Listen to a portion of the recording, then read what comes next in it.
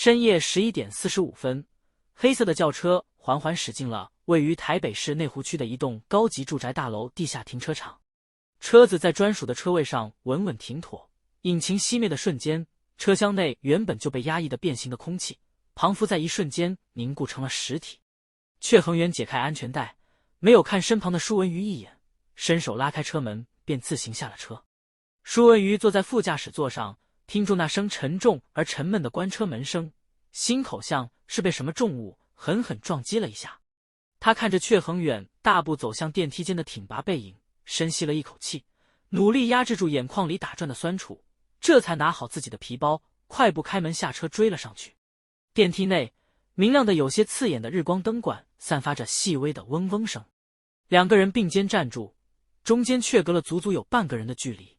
不鏽鋼的電梯壁上清晰地倒映着兩人的身影，闕恆源雙手插在褲兜裡，那帥氣的臉型正緊繃着，雙眼冷冷地看着上方不斷跳動的數字。舒文瑜站在他身側，雙手死死地揪着那款香奈兒皮包的黑色皮革鏈條，綠色絲質上衣的下擺被他抓出了激到凌亂的褶皺。他幾次轉過頭想要看他，卻都在接觸到他毫無溫度的側臉時，有些膽怯地收回了目光。這段結婚不到1年的婚姻，在今晚之前，雖然不說是多麼的轟轟烈烈，但也算是溫馨而安穩。舒文瑜心裡很清楚，他是想和這個男人好好過一輩子的。闕恆源對他一向溫柔體貼，即便工作再忙，每周末也一定會抽空陪他去陽明山喝咖啡，或是去信義區逛街。可現在，那些溫柔彷彿在今晚的東區私廚包廂裡，被連浩成那幾句惡劣不堪的下流話給徹底粉碎了。叮的一聲，電梯在14樓停了下來。闕恆源率先邁開長腿走出電梯，拿出感應鑰匙打開了家門。玄關的感應燈自動亮起，溫暖的黃色光線灑在玄關精緻的北歐風木質玄關櫃上，上面還擺放着他們在沖繩拍的婚紗照。照片裡的舒文瑜笑得燦爛，闕恆源則一臉深情地看着他。可此時走進家門的闕恆源連看都莫看那張照片一眼，他脫下西裝外套，隨手掛在玄關的衣帽架上，隨後換上拖鞋，徑直走向了客廳另一端的書房。舒文瑜跟在後面關上門，看着他的動作，心裡的恐慌感瞬間放大了數倍。他顧不得換鞋，小跑步地追到書房門口。就在闕恆源準備關上書房木門的剎那，他伸出雙手，一把死死地抓住了門框。老公，你真的打算一整晚都不跟我說話嗎？舒文瑜的聲音裡終於帶了哭腔，眼淚在眼眶裡打轉，隨時都會掉下來。我真的不知道連浩成今晚會去。黃永興在群組裡就只說了是我們幾個女生的小聚會，我根本不知道還有其他同學，甚至是連浩成自己後來跑來聚會的。他剛離婚，整個人發酒瘋，你為什麼要把他的話這麼的放在心裡？闕恆源抓着門把的手微微緊了緊，他緩緩抬起頭，那雙深邃卻冰冷的沒有一絲溫度的漆黑眼眸，在書房微弱的燈光下靜靜地看着舒文瑜。他的語氣平靜的沒有任何起伏，卻冷得讓人骨頭生疼。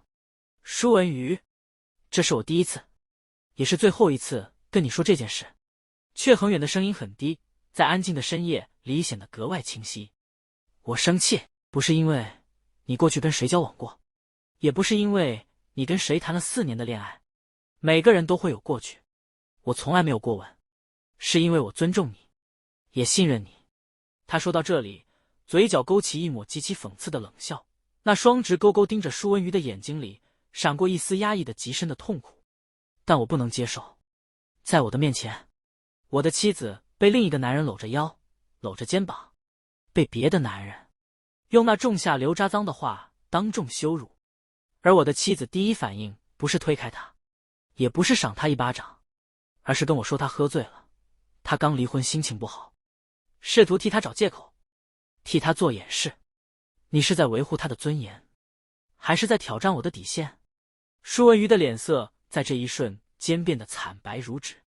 他下意識地想要反駁，我沒有，我那時候只是懵了，我怕你跟他打起来。連浩成那個人喝了酒什麼事都做得出來，我是為了你着想啊，為了我着想。闕恆源冷笑了一聲，緩緩放開了握着门把的手。所以任由他抱着你，任由他在我耳邊炫耀他是怎麼拿走你的第一次，任由你的好閨蜜黃永欣和謝雅婷在旁邊明褒暗貶的看我的笑話，這就是你所謂的為了我着想。舒文瑜，別把你的軟弱和對過去的依戀包裝成對我的體貼，這只會讓我感到惡心。說完這句話，闕恆遠沒有再給他任何說話的機會，他右手用力一拉，砰的一聲，書房的木門在舒文瑜面前無情的狠狠關上。巨大的關門聲在客廳裡回盪着，震得舒文瑜的身子微微顫抖了一下，讓舒文瑜的眼淚終於奪眶而出，順着他的臉頰不斷的滑落，打在他那件綠色的絲質上衣上，暈染出一片片深色的水漬。他無力地靠在書房的牆壁上，緩緩蹲下身子，雙手抱着膝蓋，在冰冷的客廳裡壓抑地哭泣着。他心裡充滿了悔恨，他是真的想定下心來和闕恆遠好好過日子的，他從來沒有想過要背叛這段婚姻。可是在大學那段深刻的初戀，以及連浩成今晚那充滿掠奪性的惡意，卻像是一場突如其來的暴風雨，將他苦心經營的安穩生活在一夜之間撕裂出了一道無法彌補的裂痕。這一夜，內湖的這間公寓裡沒有再傳出任何聲音，書房的燈一直亮到天明。闕恆遠獨自坐在辦公椅上，看着電腦熒幕上那些密密麻麻的商業報表，眼神卻是空洞而冰冷的。而主臥室的大床上，舒文瑜抱着棉被，整晚都在半夢半醒之間哭泣，枕頭被淚水浸濕了一大片。原本溫馨的家，在這一夜過後，正是陷入了令人窒息的冷戰。接下來的一周，整個家裡的氣氛壓抑得像是一口隨時都會爆炸的壓力鍋，兩個人生活在同一個屋檐下，卻活得像是住在同一個青年旅館的陌生人。每天早晨，舒文瑜依舊會強撐着精神，提早1個小時起床。他會在精緻的開放式廚房裡忙碌，用心烘烤着法式吐司，煎好单面熟的太陽蛋，再用咖啡機沖煮出2杯香濃的拿鐵咖啡。他小心翼翼地將早餐擺放在大理石餐桌上，將闕恆遠的那一份擺得整整齊齊，甚至連餐叉的角度都調整得恰到好處。每當闕恆遠換好西裝，臉色冰冷地從書房走出來時，舒文瑜都會立刻站起身，嘴角勉強扯出一抹討好的笑容。老公，早餐做好了，有你喜歡的法式吐司，趁熱吃吧。然而，回應他的永遠是令人絕望的沉默。闕恆遠甚至連看都不會看那張餐桌一眼，他只會徑直走到玄關，拿起自己的公事包和外套，拉開大門直接走出去。隨後傳來的是那聲清脆而冰冷的關門聲。舒文瑜呆呆地站在餐桌旁，看着那2杯漸漸失去溫度的拿鐵咖啡，眼淚總是會不由自主地再次掉進大理石桌面上。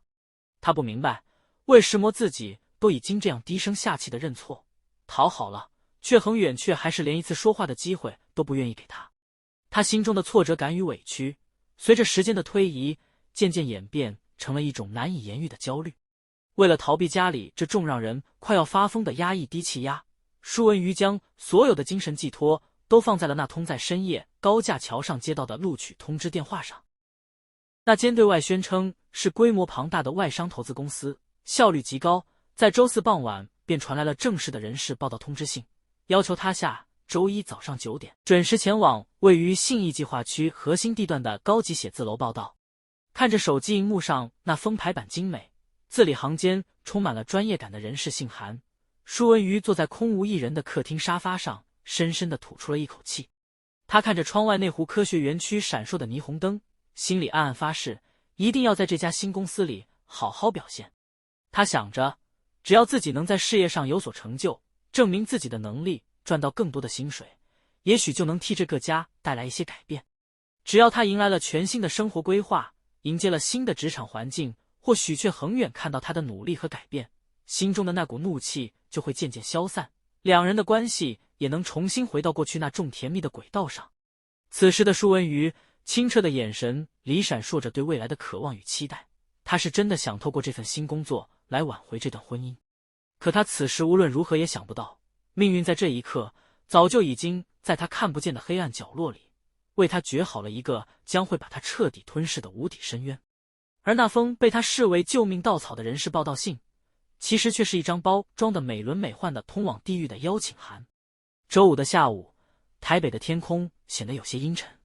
位於敦化南路上的商務咖啡廳內，闕恆遠坐在靠窗的位子上，手裡拿着一支精致的鋼筆，在一份合作案的合約書上迅速地簽下了自己的名字。坐在他對面的是今天前來洽談專案的合作夥伴。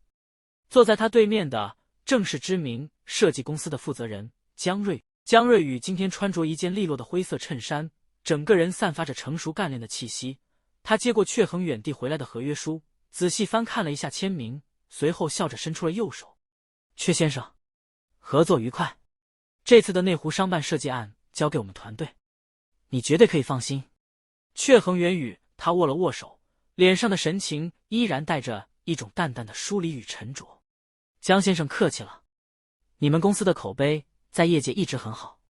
後續的施工圖面再麻煩你們多費心。江瑞宇收起合約，敏銳地察覺到眼前這位年輕才俊今天有些心不在焉。雖然闕恆遠在開會過程中的每一個提問都極其專業精準，但那雙漆黑的眼眸深處卻始終籠罩着一層揮之不去的冰冷陰影。甚至好幾次在等待秘書列印資料的空檔，闕恆遠都會盯着窗外敦化南路上的綠蔭大道出神。作為一個在商場上打滾多年的老手，江瑞宇很聰明的沒有多問，只是笑着寒暄了幾句。闕先生，看你臉色有些疲憊，最近是不是案子太多，太辛苦了？工作之餘還是要多注意身體啊。聽說你剛結婚不到1年，太太一定很心疼吧？聽到太太這2個字，闕恆遠握着咖啡杯的手指指節微微發白，他那張帥氣的臉上神色迅速地閃過一絲極其複雜的痛苦與冷意，但隨即被他用強大的自制力給掩飾了過去。他淡淡地扯了扯嘴角，端起咖啡抿了一口。謝謝江先生關心，只是最近正好有幾個項目同時在跑，睡眠有些不足而已。不礙事。江瑞宇點了點頭，沒有再繼續這個話題。兩人隨後便結賬各自離開。離開咖啡廳後，闕恆遠獨自一人走在台北午後有些悶熱的街頭。兩旁高聳的辦公大樓玻璃外牆倒映着陰沉的天空，路上的上班族步伐匆匆，每個人都顯得有些冷漠而疏離。闕恆遠扯了扯自己的領帶，只覺得胸口悶得厲害。自從那場荒唐的同學會結束後，他只要一閉上眼睛，腦海裡就會不由自主地浮現出連浩成那張猥瑣得意、充滿挑釁的臉，以及那些在耳邊不斷回盪的下流字眼。舒文瑜在包廂裡那重軟弱、試圖息事寧人的態度，更像是一把钝刀，每天都在不停地切割着他對這段婚姻的信任。他愛舒文瑜嗎？答案毫無疑問是肯定的，否則他當初不會在那麼多追求者中唯獨牽起他的手，許下照顧他一輩子的承諾。可正因為愛得深，那種被至親之人背叛與不信任的痛楚才顯得更加錐心刺骨。他不知道自己還能在那個冰冷窒息的家裡撐多久。每一次看到舒文瑜那張帶着討好、哭紅了雙眼的臉龐，他內心深處除了憤怒之外，更多的是一種難以言喻的悲哀。不知不覺中，天色漸漸暗了下來，台北的街頭開始亮起璀璨的霓虹燈。闕恆遠沒有開車回內湖的公寓，他只是只身一人在熱鬧的信義區街頭漫無目的地走着，身邊不時有成雙成對的年輕情侶笑着走過，那些甜蜜的依偎與歡笑聲，此時看在他的眼裡，只覺得無比的刺眼與諷刺。他站在天橋上，看着下方基隆路與信義路交匯口那如流水般川流不息的車燈殘影，漆黑的眼眸裡冰冷的寒意與迷茫交織在一起。這段婚姻在最初的綠痕綻放之後，並沒有因為時間的流逝而有所愈合，反而像是一道在暗中不斷潰爛的傷口，正沿着他們生活的日常瘋狂地蔓延開來。每個人都在試圖尋找退路，舒文瑜將新工作當成了救贖的起點，而闕恆遠則在冰冷的沉默中不斷地築起防禦的高牆。兩個各懷心思、漸行漸遠的靈魂，在命運刻意的捉弄下，正一步步走向下一個更加瘋狂也更加殘酷的轉折點。車子在深夜的街頭疾馳，內湖的公寓裡依舊亮着那盞孤獨的書房燈。冷戰仍在繼續，而命運的齒輪已經發出了沉重而清脆的扣連聲，無情地推着他們往深淵走去。